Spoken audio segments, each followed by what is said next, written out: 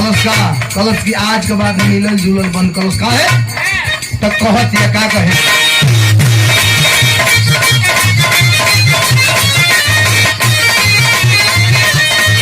लगन चढ़ी गई लइका फटाका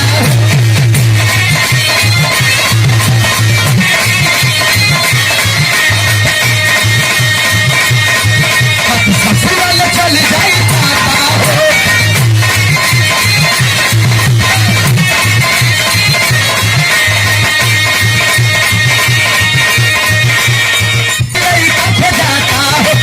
ससुराल चल जाई पाता हो सत होई कबल मन मानी मानी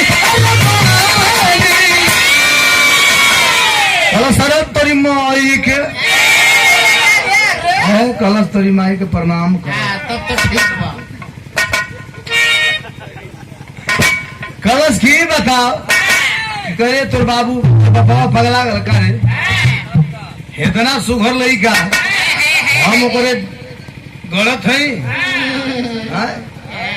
हम ओके काटे दौड़त है सारे देखो होश में तो नहीं बोला कलश की बोला इतना कठोर काम करो ता कह तरी के होश में बोला होशे में बानी अबे हाँ जल्दी बना रे तोरी 100 रुपया पुरस्कार हारमोनियम के बहुत सुंदर वादक और हम लोगों के सहयोगी और मौका मौका से सबके यहाँ टेलना और सबके बांटे अरे अपन प्यार दुलार हमरे रामाशंकर तूफान भैया की ओर से सुंदर पुष्पहार 100 रुपया भैया के प्रणाम सब भैया लोगन के प्रणाम है कलश के अच्छा ये बताओ तोरा बुझात नहीं खे का भुला गईली तो कहती कि का तो कहत आई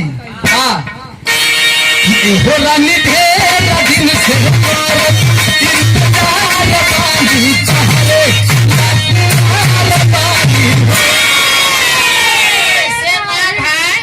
तब कैसे कैसे कहत रहे कैसे छटपटात रहे तनी भाव में बताओ भाई उधर से हिलावल कर तन की तो हम छुआओ जाए तो खूबे हिला देनी हमने का हिला थोड़ा झलक दिखाए दा दे दा हो दे दा हेरो ले ला हयो ला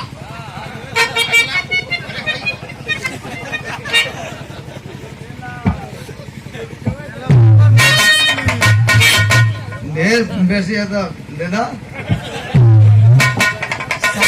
अच्छा ये बताओ भैया आप लोग बताओ लोग सही सही बताइए जा तो हम लोग को क्रिया सही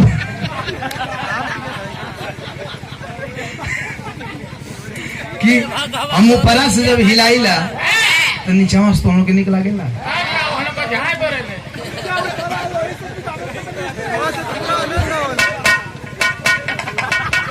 साचो भाई हिलैबा अब कहना है भैया लोग तो हिला दो तो ठीक बा हिलई है खूब हिलई है अच्छा खूब हिलई है लेकिन देखिए भाई गिरई है अरे है मैकवा हो अरे यार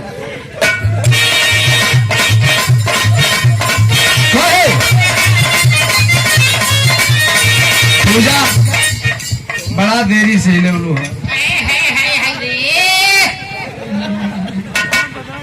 उतना देरी ले हिलेबू तो गिरी न जाई मायक मायक हो हाँ हम देखो भैया हम 2 मिनट खाली हिलाई ले बस ज्यादा मत हिलैया बेल गरी हमने हिलाई भैया 100 हर नहीं के हमरा एगो मैंने का सोचे तल तुम भैया बना के भेज भाई जले कहल जाला एगो गाना लिखले रही जा हमने कह माने एकदम चूहड़ा ही मेरा रामाशंकर भैया हाँ अपने में कि छोटे तो टीम चले खूब हिलाई माने करियाई डीजे पे हो छोट रह जाता और का तो लिखल रहे गाना कि अंडा खइलो डंडा खइलो बर्बाद लवंडा हो गइलो 61 कइलो 62 कइलो 63 में ठंडा हो गई तो देखो पूजा मेहरारू रात भर हिलाई,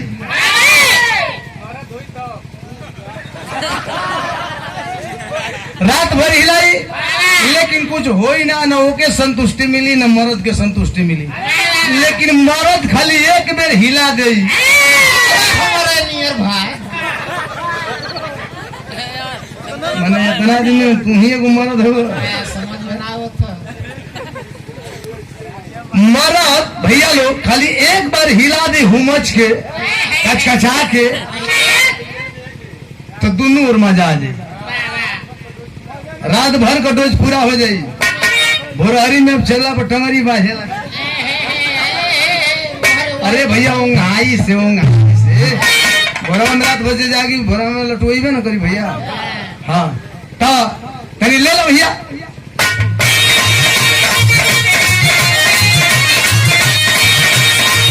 कभी कहीं लड़का खोजाता है,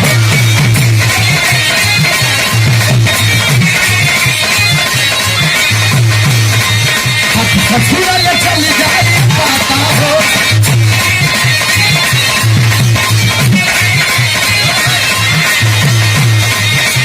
कभी कहीं लड़का खोजाता हो, ससुराल चल जाए पाता हो। सत होई ना बोला मुआ न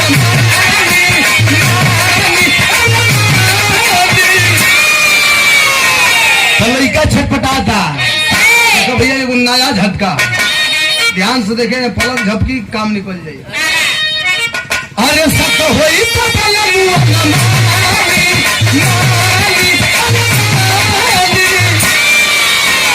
लड़का छटपटाता। बढ़िया लागी तो इशारा कर दिया लोग कि बढ़िया लाग गया। अगर बुझा जाए कि नहीं मर्द हिलौलो से तब बता दिया लोग। कैसे बतावे के बा पता, हाथ से बतावे के बा। बढ़िया लगी तो मुंह देखो बोला, लेकिन ध्यान रहे। अरे सत होई तो बोला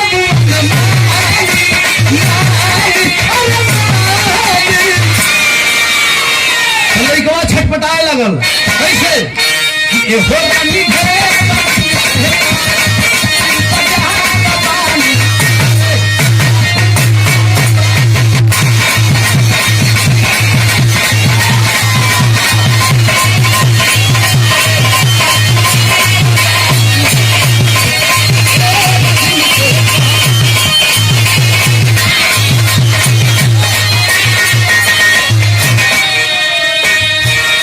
निक लागल पूजा झुड़ैलू है, नहीं भयल कुछ।